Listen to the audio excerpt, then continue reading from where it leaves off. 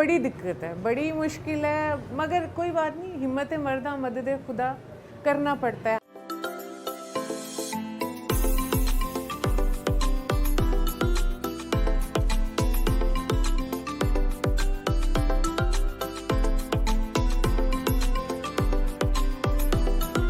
ये मैंने 2 माह हुआ स्टार्ट लिया, क्योंकि मेरे पास कोई जॉब नहीं थी, फाइनेंशियल क्राइसिस बहुत था, तो 2 माह से इसको स्टार्ट किया, यकम रबीउल अव्वल से।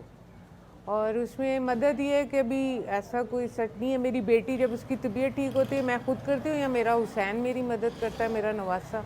और ये ऊपर हमारा घर है, मैं खुद कुक करती हूँ, सुबह 7:30 बजे से 2 बजे तक यहाँ होती हूँ।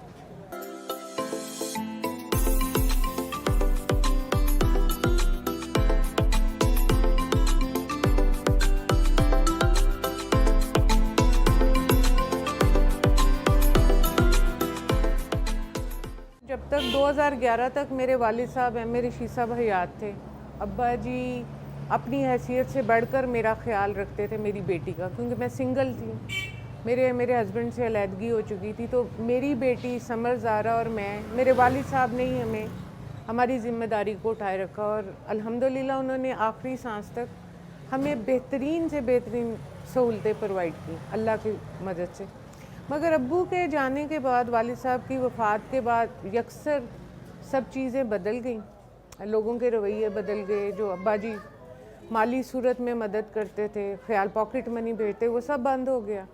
और डिप्रेशन में मेरी बेटी जो इकलौती है समर ज़ारा, जिसकी उम्र इस वक्त 26 साल है, वो बाइपोलर डिसऑर्डर के मर्ज़ में मुब्तला होगी, जिसका मुझे नहीं मालूम था।